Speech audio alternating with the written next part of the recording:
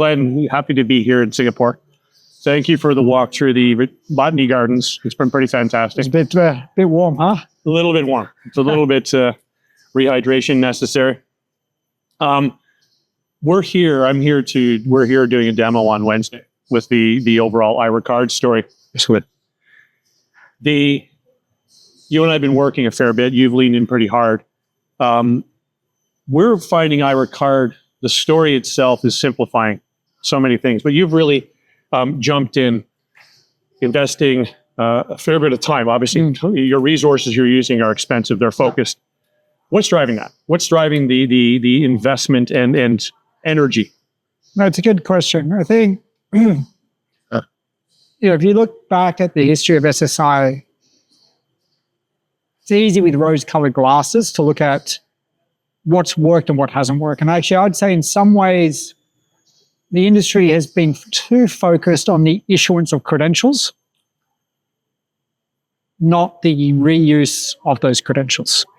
And so therefore, we're really passionate, interested in anything that can drive not just issuance of new sets of credentials, but actually the usability of them downstream. Right. And that's what Ayra Cards does for us. I think it's a really clear articulation that, particularly, the first time you proposed it was in the context of a corporation having it as a digital business card, but actually to unlock benefits for their staff for things like, at the coffee shop or getting a discount. And when you think about that, I've worked for massive, big global corporations. And one of the barriers, they had all these employee benefits. It was just too hard to access them because I had to remember. You didn't use them. I didn't use them because I had to, get a letter or have some proof or take my employment badge with me. I didn't have anything on the phone that I could just show and, be as easy as a QR or NFC type tap as you go through it. So I think the problem is real. I think the technology is at a point where the solution is real.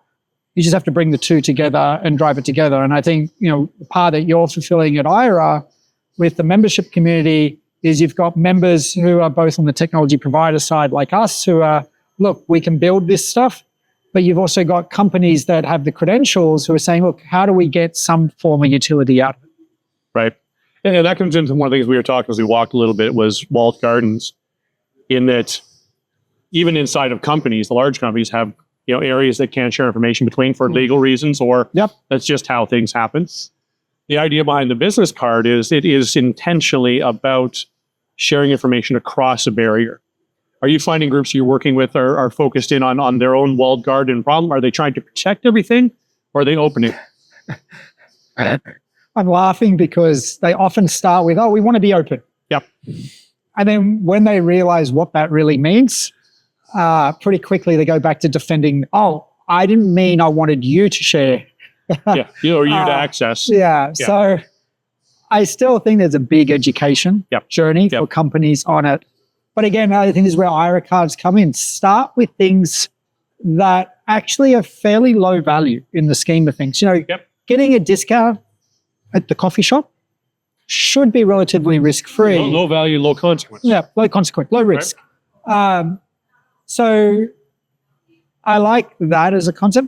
And I generally believe that the first step as an industry have to do is actually go after the low value, low risk, low consequence data. But when people start to realize, hang on a second, that just works really easily.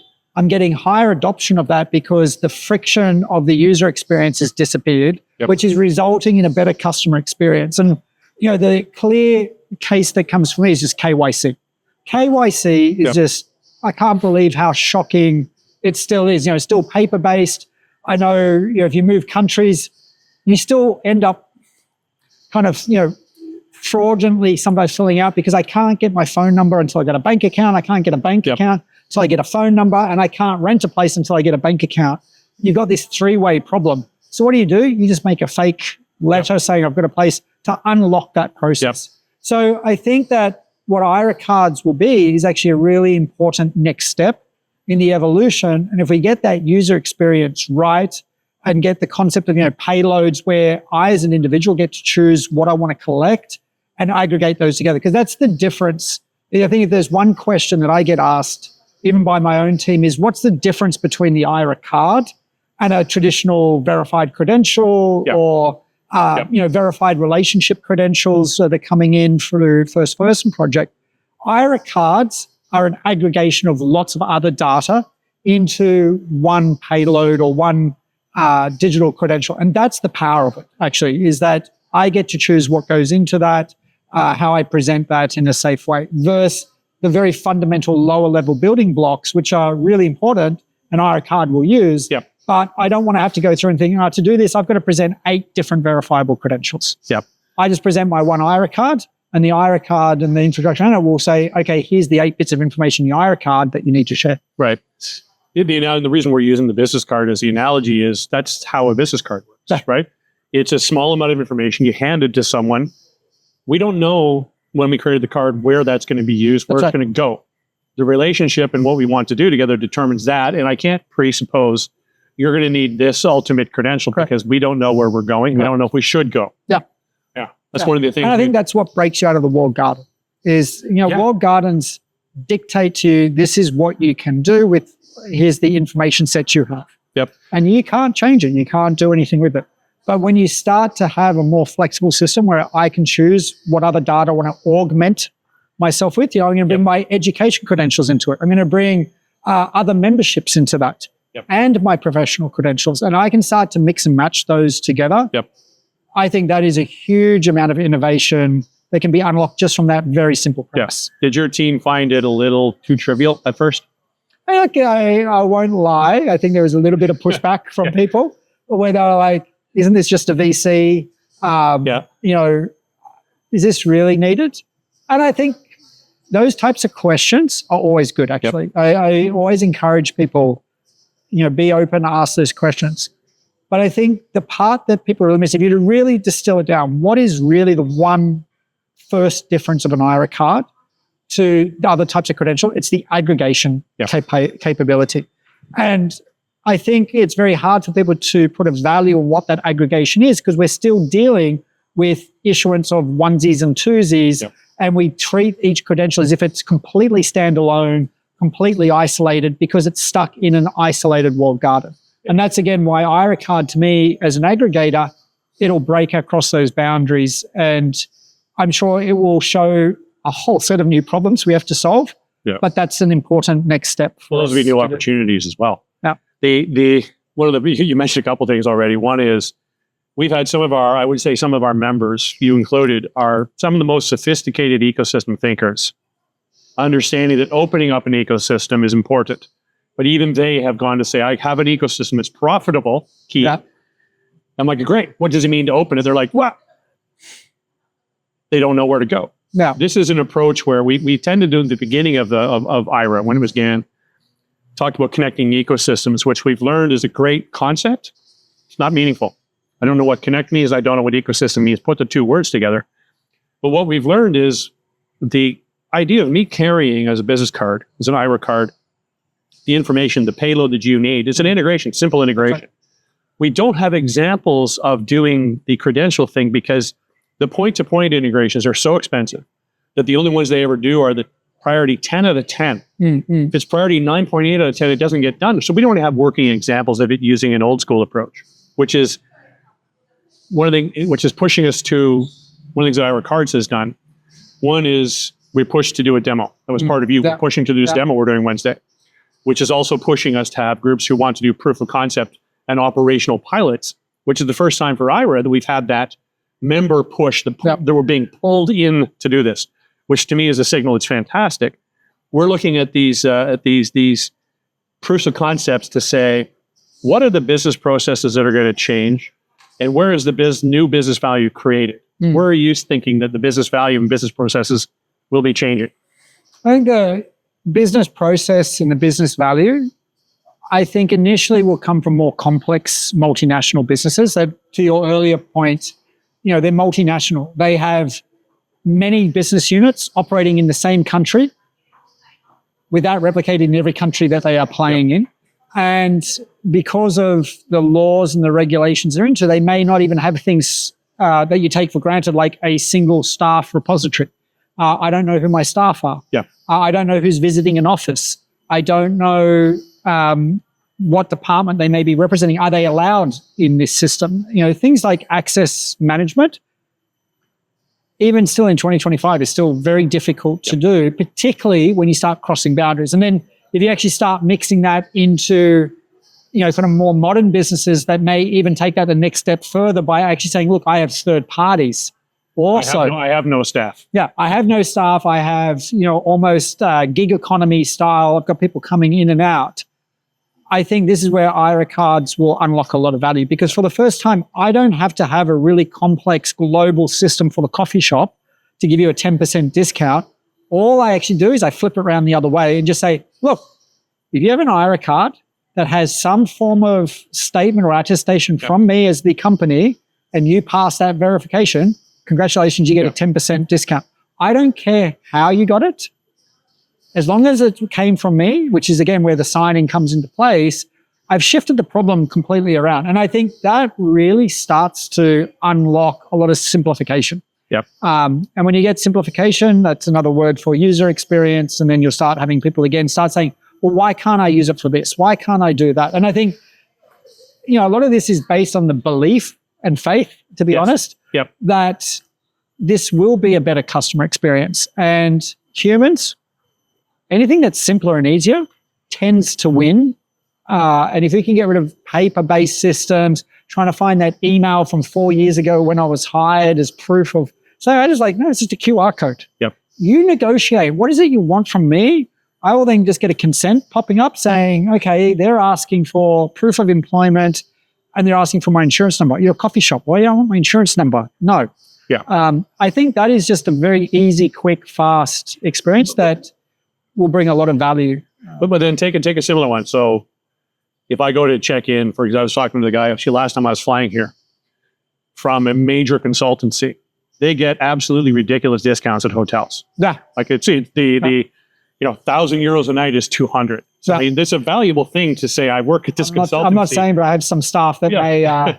Well, we have another different consultancy reached out to one of our guys saying, yeah, just use my code. We're like, well, I don't. He goes, oh, here's a template to create your own business card. It's like the amount of, but how do you at the hotel desk challenge me without pissing me off? That. If you have annoyed me as a customer, I'll probably still just do the discount code at the same hotel.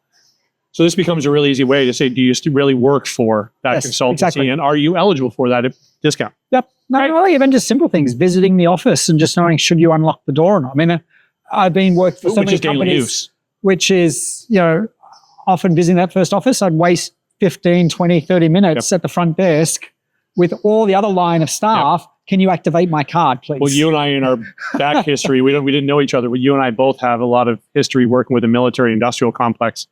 The amount of time spent on visit clearance requests. Exactly. Oh my God. It was, yeah. And by the way, I don't know what they're actually checking half the time, but they've got their process. They're running through the process. It was easier for me as a Canadian to enter a U.S. facility than it was for my employee who was a dual Canadian-U.S. citizen because they couldn't talk to our privacy officer and ask for his social security number. It's just like, wow. Yeah.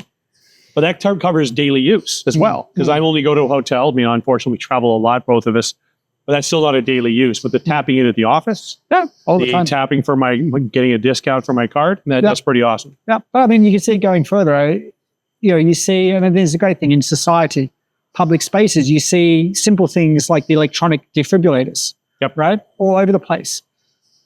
But in some places, they've got other, what if you could have more advanced first aid gear? But it was as simple as you could unlock it if you could show a credential. I'm a first responder, first aspect. And I think this is where the concept of Ayra cards over time can really just expand to things. Or, picking up rubbish. What if I put rubbish in certain bins? I can scan a QR code and I get social points for doing things or earn discounts. There's one of those wherever we came in. There's one back for actually dropping off laptops and stuff. I saw that. Yeah, you actually get points. Correct. So, use my Ayra card as a form of identification and collect those things. Again, it just becomes, we all carry our phone all the time as you go through this. It's just very easy to do. So you, I know, are really interested in agentic AI and what agents mean for us as individuals, for companies. Most of our members are being pulled into that space. Where do you think the Ayra card story helps in the agentic AI world, or are you looking? Do you need something wildly different?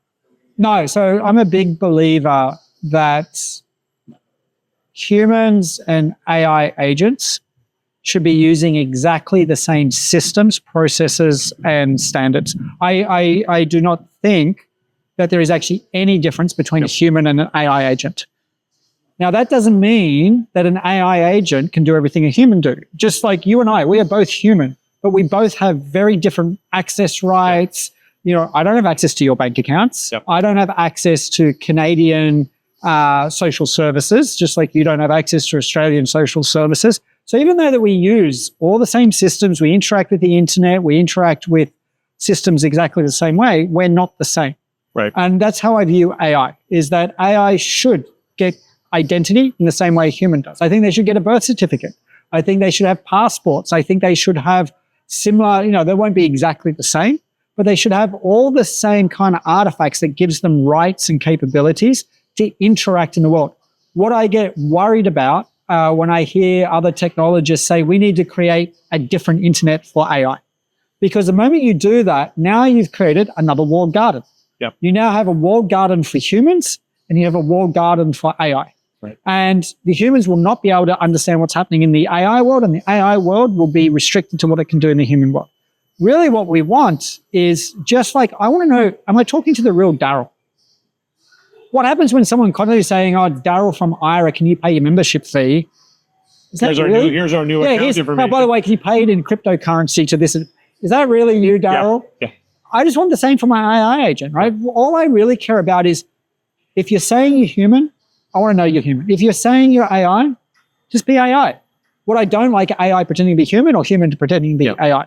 Yep. So I think it's one of the same. So in that model, AI should have Ayra cards. And they would be presenting their Ayra card to unlock whatever access or benefits or systems of value that they need to have access to, just like the humans would. Right.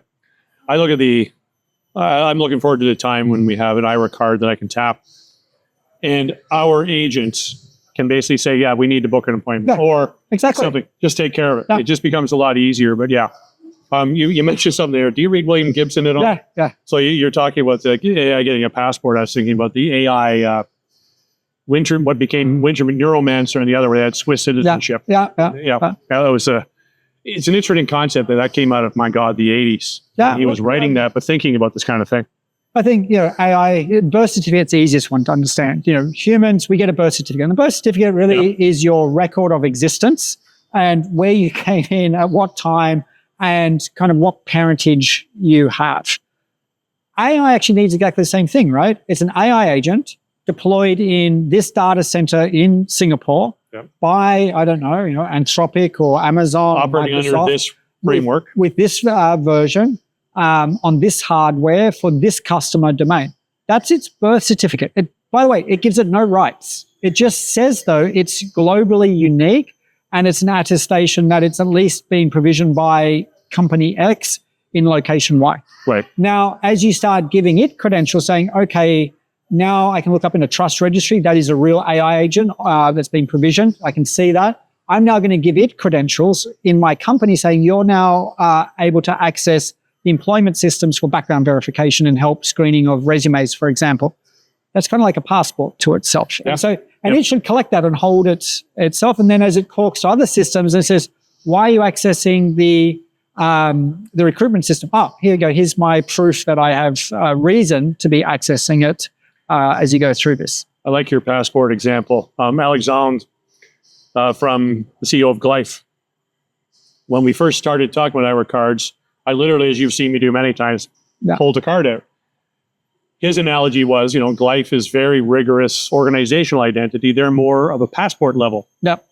With both richer, but very, very focused, fit for purpose, different levels of encryption, different levels of access for different folks versus the simple business card, which is about starting the conversation. That's right. Yeah. Yeah, it's all about augmentation is really what you, and again, it's where the Ayra card comes in. It's an aggregation. It's an aggregation of lots of different data sets and payloads into a single container. That's actually probably the right way for it, is a verifiable container of different sets of data. And there's the sum of that will be more valuable than the individual components on their own. And that's how we do things in the analog world. When we build relations with people, we slowly bring in our past. Yeah. We bring in information. The same thing. We don't want to just blam. Yeah. Here's all of it right now. Here's me. When we first meet, I don't hand you a 20-page stack of docs. Here's my resume. Here's my performance reviews from the last 10 years. Yeah. But speaking of the past, though, you've come out of an interesting realm. Your history, just two data points. You were involved in the early days of UUNet, which was, I think, the largest backbone provider and overall. Yep. It was the biggest customer. AOL was its customer. Correct. But also Amazon Web Services. So when you're operating at truly global internet, oh my God scale, like bigger than telco scale. Yeah. Where do you see this fitting in? Do you see all of these technologies, the connections we create, the credentials we help move, operating at that level? I do. I come from a hyperscaler background. We start measuring things at millions of transactions per second. Not per minute, not per hour, not per day, but per second. That's where you have to kind of set the benchmark. And I'll be honest with you, 2 years ago, one of the proof points in Affinity I wanted to prove was, with all this added encryption, because you start talking about DIDs and verifiable credentials, you're dealing with a lot of encryption keys. You're dealing with, signing, authentication, encryption. The compute behind that. And then you've got envelope encryption. So let's do that like 3 times. And then I've got routing, and now I've got to do with 2 sets, because obviously if you and I are chatting, I've got my set of credentials, I've got your set of credentials, everything I've got to validate.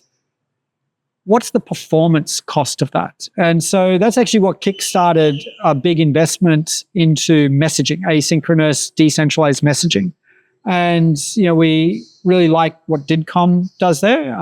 Again, not perfect, but it's the best that is out there that is natively integrated with DIDs. Right. And so one of the things we aimed for was actually looking at WhatsApp, which, infamously one of the data points for it is it'll handle around 15 million messages a second as, kind of peak. So could you get to 15 million messages? What would it cost to do that? Right.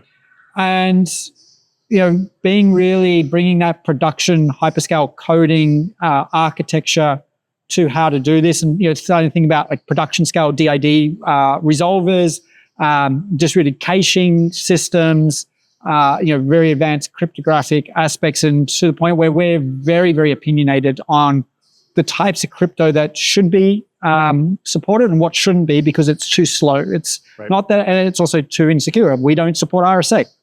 It's too slow and it's not secure enough. So the good news is, to cut that short, is that you can get better, as good, if not better performance, because what you're doing, and I think, again, as an industry, we're not doing a good enough job of talking about this, is you're pushing a lot of the validation to the edge of the network.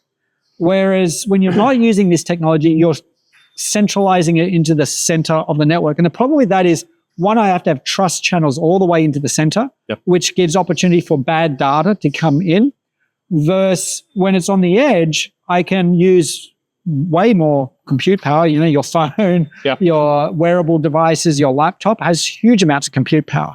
But then I'm also able to kind of make decisions on the edge and then re-encrypt it and pass it to the next hop closer and closer to the center as you go through. So it is, I think, fundamentally more efficient.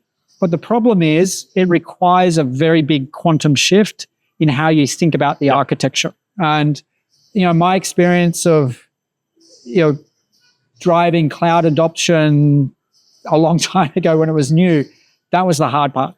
Even when people knew, I get it, infrastructure as code is the new normal, but getting to think that way and, provisioning and auto scaling, it took a decade. We haven't built the muscles. Yeah. We just don't even know what the muscles are. We haven't built the stories, to be honest. And, if you really want to be vocally self-critical as an industry, we haven't demonstrated the proof point yet.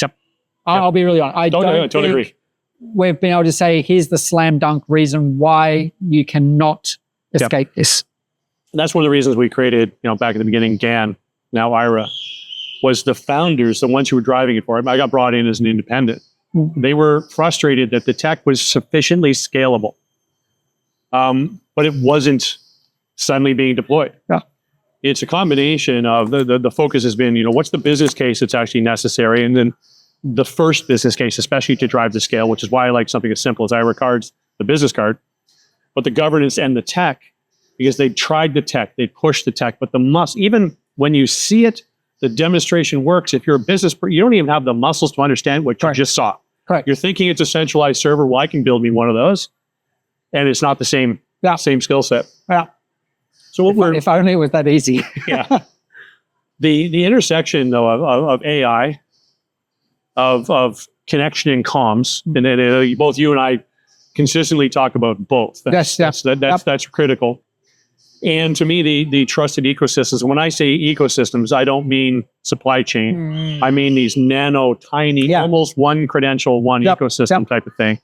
Seems to me to be where the energy, certainly where we're focused. Where do you think is that appropriate?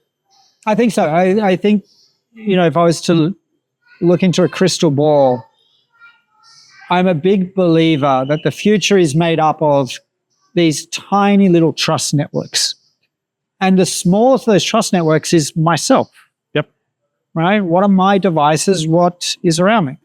Then the next trust circle will be my family. Yep. My partner, my child, that ecosystem. And then the next trust circle around that will be what's my social circle, my professional circle, my different hobbies as I go through this.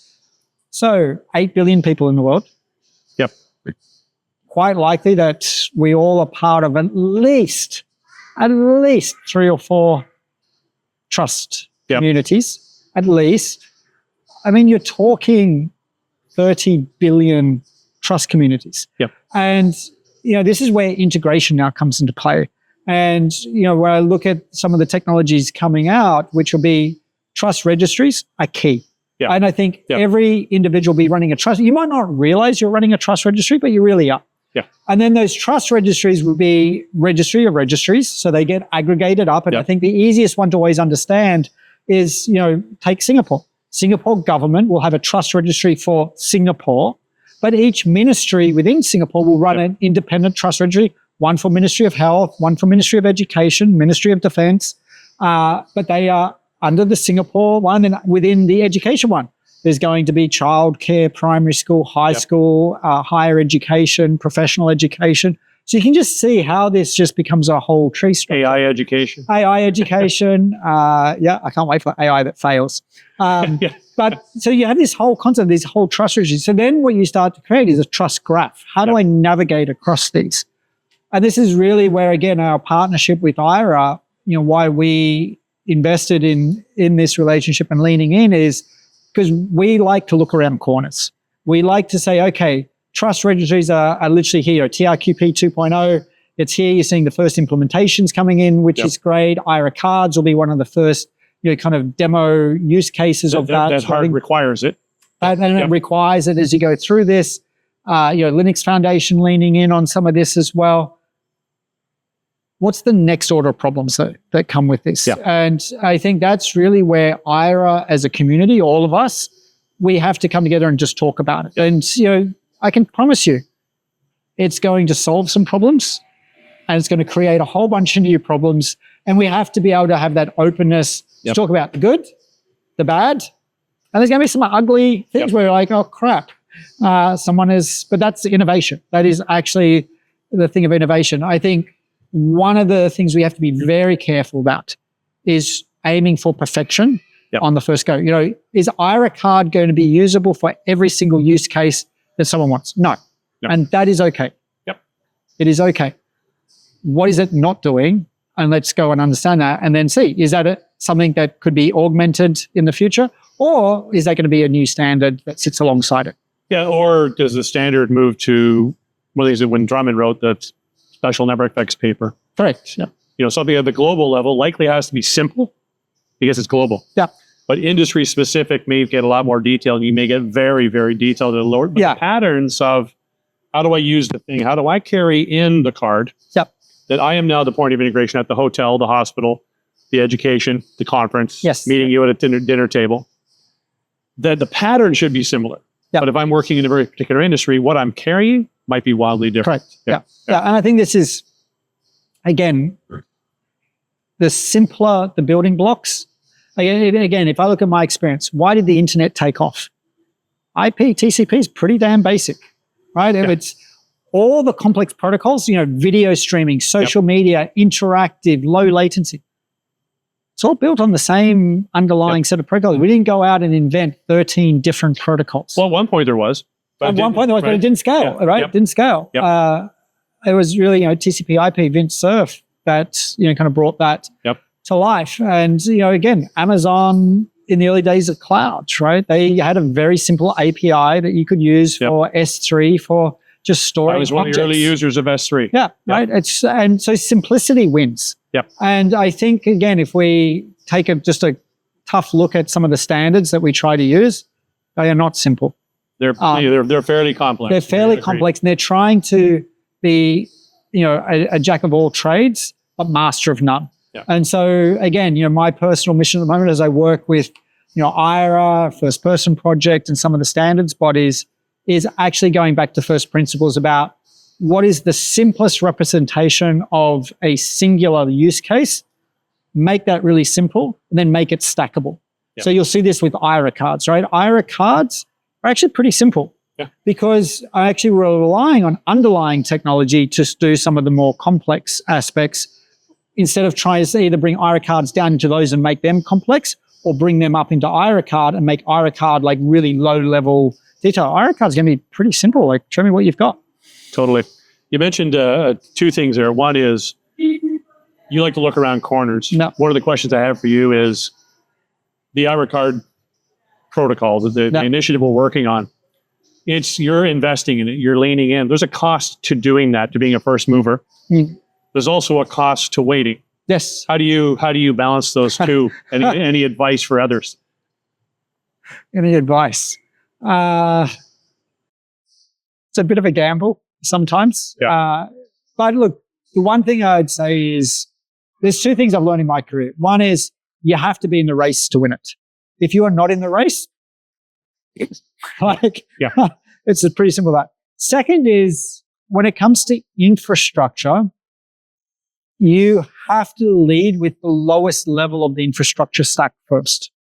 And, the best example of this, I think, was actually we saw in the last decade would be 5G networks, right?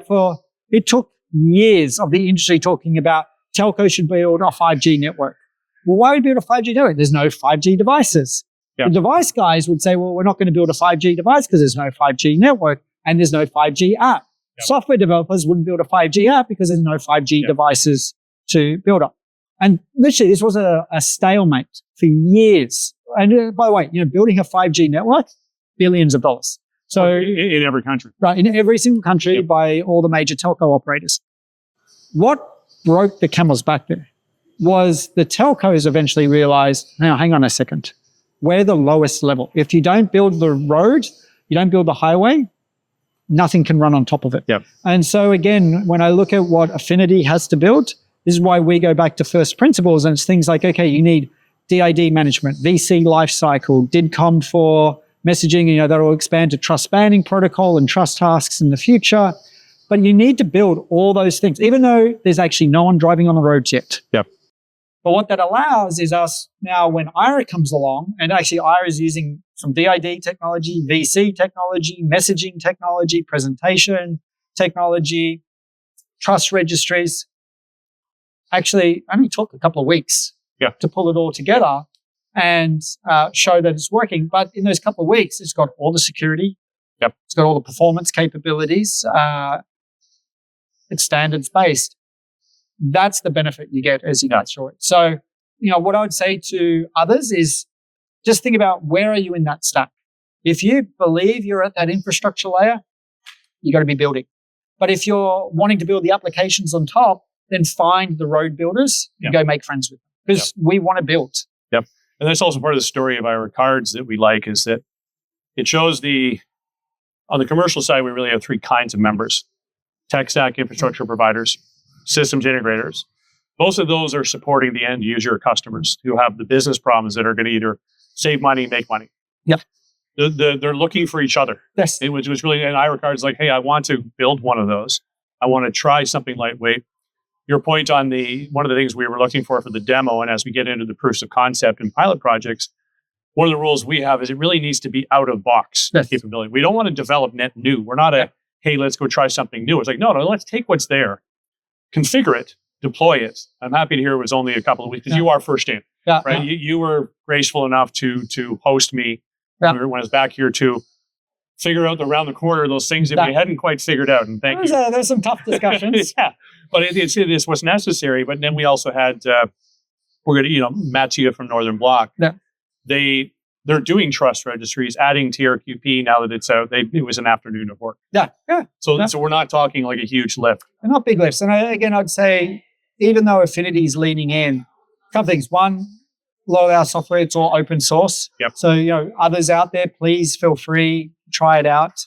But we actually want to encourage others to co-build. Yeah. Right. And so, Northern Block having trust registries, checked using trust registries, many others. It has to be all of us doing it together. It cannot be just one person. Well, that's one of the ground rules when I came out was awesome, you're leading in, throwing heavy resources at it, but we have to make sure that on every piece of the puzzle, we have to be able to say any member in that area can fit. And that's what's been absolutely immensely helpful. Yeah. So for the record, there's nothing proprietary in Ayra cards. You also mentioned just a couple of times, you mentioned first-person project. Yeah. First-person project in many ways came out of Ayra. I mean, the ideas were out there. Dan and Ayra were created. We produced a paper back in January when we launched in Davos that talked about the first-person credentials, for what the needs are for this thing, and then it has kind of moved sideways. We're kind of like, I would say, not necessarily siblings, but cousins. We have many members and folks who are interested in Ayra looking at it and saying, are you first-person project? No, we're not. But we're close to it. You're touching both. How are you keeping that separate in both your head, which I'm sure you could probably do very easily, but also with your team?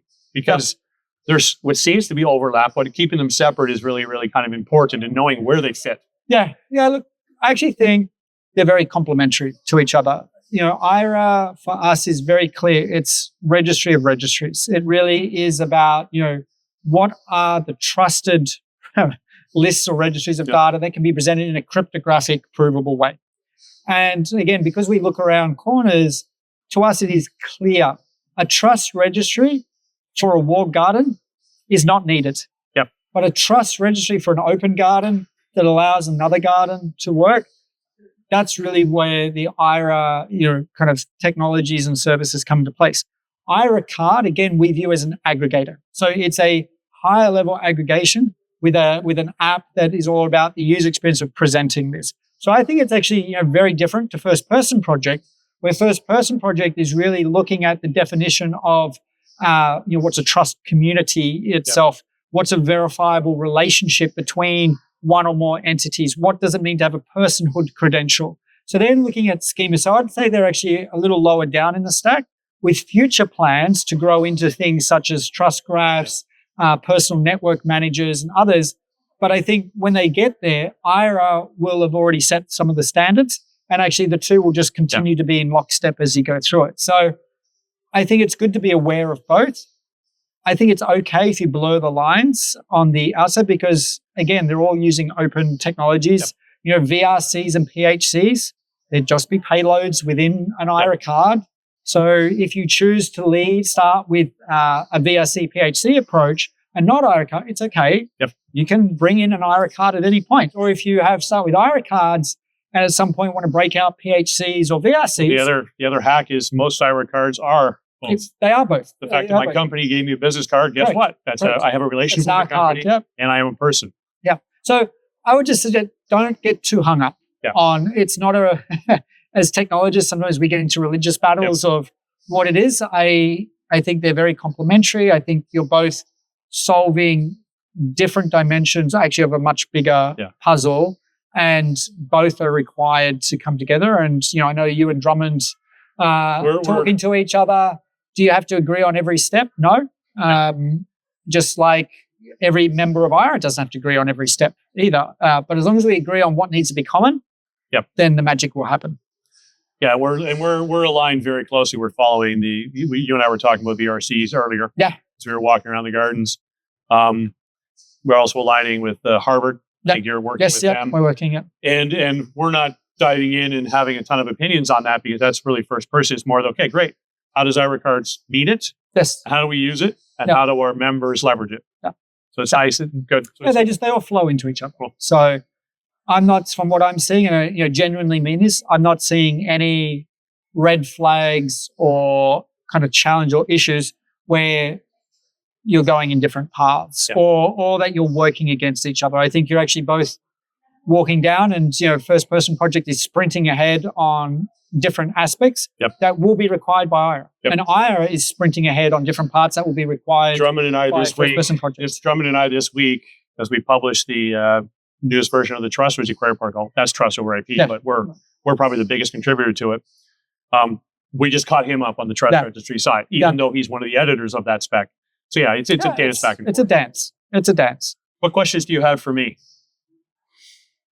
How as an implementer ourselves, there are too many standards out there, and there are literally like standards coming up every day of the week. Countries sometimes reinvent the wheel.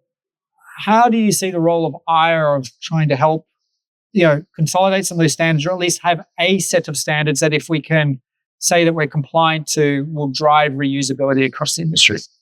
The way we're looking at it right now is an Ayra card, whether it's a business card, an employee badge, some kind of a membership card, which are all different kinds of Ayra cards. That base, we're going to have a very strong opinion on what credential format we're using.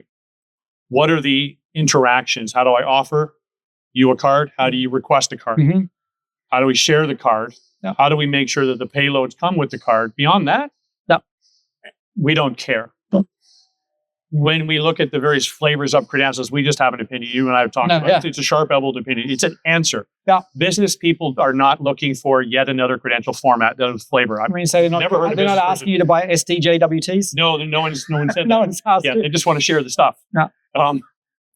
As we move ahead, we see our role as the network grows, is that we will at some point have some more influence and say, listen, here's what's working, here's what's falling short. Here's where SD, selective disclosure, is needed. Here's where ZKPs are needed, as opposed to a kind of cool technology, which unfortunately that's blurred right now. Where are there fundamental things where privacy is being broken because of standard? What our goal is we'll end up with a few. Yep. I came out of the geospatial world where there were, even, I don't know if you ever heard of GeoTIFF. There were, I don't know how many flavors of GeoTIFF, and nothing worked together. Yep. Nobody benefited except the contractor writing that one standard. We will end up with a power law of some kind of 3 or 4 standards for the credential types. Hopefully not 3 or 4 different communication methods. I think that will consolidate to one. Yep. And our goal is to help just make sure things are working, but focusing on the business front. If there's a business problem that can't be solved and is valuable to work on, that we need to modify, then hey, great, we'll lean in. Yep. We'll work with ISO, W3C, IETF, DIF, LFDT, whatever. We'll work with all those. Open Wallet Foundation. We already work with most of them to help them. Yep. But then we're not going to, other than market force, we're not going to have too much opinion. Good luck with that. Yeah, I know. Yeah. It is, right now, we don't have a lot of what I would call religious level opinions in Ayra. We tend to have more pragmatic, is I want to get the business thing going because I've been investing for so long. Yeah. Or I see so much opportunity that the tech format credit is not part of their business problem. Yeah. Their value prop is what's solving a business problem, not, hey, I have magic credential type X. That's not a differentiator. Right. At least we're not seeing that right now. Yeah. And if you were to fast forward, let's say 10 years, you're on stage giving your infamous TED talk. No way. What's the one thing that you think Ayra cards change for the world? I was going to ask you a question to end this thing, but I'm going to think it is that it wasn't the credentials. It was the communications. Right. It is the relationships, and what we do with those relationships is where everything changes. The fact that we use credentials as the thing to start the relationship is critical, and we have to get them started. But I think in 10 years, we'll find that it wasn't the credential at all. Yeah. It was how do we get these relationships going and use them to build trust. Yeah. That I think is, it's almost a head fake. We're like, hey, look, credentials. Like, no. It's important. That's the adoption vector. Yeah. Once I have the relationship with you, everything's open. So Very yeah. cool. How about you? What's your TED Talk? My TED Talk, It's a good question. it's a good question. I have many things. I mean, in some ways, it would really be bringing it back down to taking out a giant. So I think whenever you have hyper consolidation of data, information, identity, particularly into the tech giants, ultimately what it's doing is it's throttling innovation. You don't have, again, I've been part of the internet from the mid 90s, and I've seen anytime we made data more accessible, it drove innovation. Yep. What I'm seeing is data getting locked up more and more and more, right? I can't access my own data. It's a centralization pattern. It's a centralization. So, I would love to be the one on stage and say, yeah, we killed a giant or two. And we killed them by forcing them to open up their gardens and let people choose. By the way, I don't think they're inherently bad. I just think it's a business model that rewards the wrong behavior right now. It's the incentives are wrong. The incentives are wrong. Yeah, which is why we have this weird governance structure at Ayra, which is commercial and non-commercial. And if we had purely commercial, we know we would do the wrong things. Yep. But we have this weird balance. So what you're basically saying is you're quoting Pink Floyd and tear down the walls. No, basically. Yeah.